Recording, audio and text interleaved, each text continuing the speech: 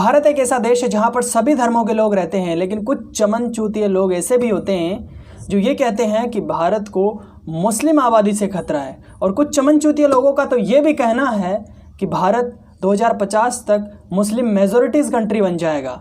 लेकिन ये लोग शुरू से ही अपने बच्चों के दिल और दिमाग में ये जहर घोलते हैं कि भारत को मुस्लिमों से खतरा है। सलमान हमारे देश की लड़कियों को जिस तरीके से ख़राब कर रहे हैं, उनको बचाने के लिए हम उनकी रक्षा के लिए इस तलवार को चलाना सीख रहे हैं। ठीक है, अपनी बहनों की रक्षा के लिए इस तलवार को उठाना बहुत जरूरी है। अपनी बहनों के लिए तलवार को उठाना अच्छा है। मुसलमान के मारने के लिए, हिंदुस्तान को बचाने के लिए सीख रहे हैं। तो मुसलमान कौन है? मुसलमान वे हैं जो मीट खाते हैं। इस छोटे से बच्चे के दिमाग में जहर घोला जा रहा है कि मुस्लिम वही लोग होते हैं जो मीट खाते हैं, लेकिन भारत की 75% आबादी मीट खाती है। और इन्हीं लोगों की सोच के कारण भारत के कहीं मजलूम और निर्दोष लोगों को कहीं मॉब लिंचिंग के नाम पर, कहीं गोहत्या के नाम पर मौत के घाट उतार दिया जाता है, उसकी चर्चा तक नहीं होती। बोल जय श्री राम, बोल जय श्री राम, बोल और एक बार बोल जय श्री राम, और एक बार बोल जय श्री राम, जय हनुमान बोल, और एक बार बोल। और ये लोग कई जगह पर निर्दोष मुसलमानों को मौत के घाट उतार देते हैं। आइए इन्हीं के मुंह से सुन लेते हैं।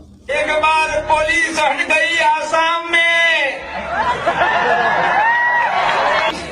अरे मेरे भाइयों फिर तो क्या हुआ, लाशों का ढेर लग गया।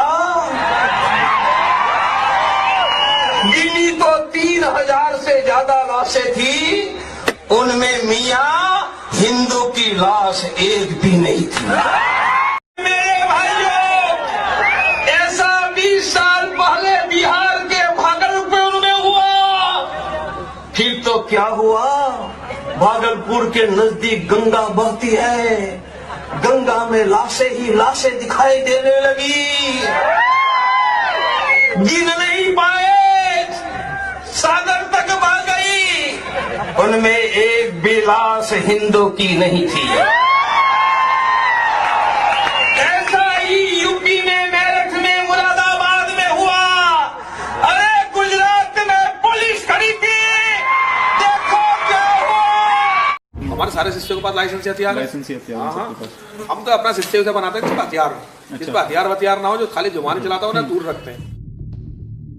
ये हमारा गांव बमेटा है, इसमें जो लड़के ट्रेनिंग कर रहे हैं, इसी तरह हमारे हर गांव में जगह जगह ट्रेनिंग सेंटर है। हमने इसकी भी बच्चों को ट्रेनिंग दी है। इस्लामिक जिहादियों से लड़ते वक्त हम किस तरह अपना वेपन यूज़ करेंगे, निशाना किस तरह लेंगे, हम सब कुछ बच्चों को सिखाते हैं। जो बच्चे कम उम्र में भी असले की ट्रेनिंग ले सकते हैं, अग्नि अस्त्र की ट्रेनिंग ले सकते हैं, उनके लिए हम उन्हें उसी सेंटर में भेजते हैं और उन्हें ट्रेनिंग देते हैं। अब ये हराम की पैदाइश ये बात कहते हैं कि मुस्लिम आतंकवादी होते हैं और भारत देश को मुस्लिमों से खतरा है।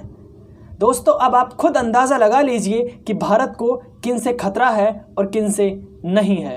लड़े सर्वाइवल संभव नहीं है, और लड़ने के लिए ये बहुत ज़रूरी है कि बच्चों को ये पता हो कि स्थिति क्या है।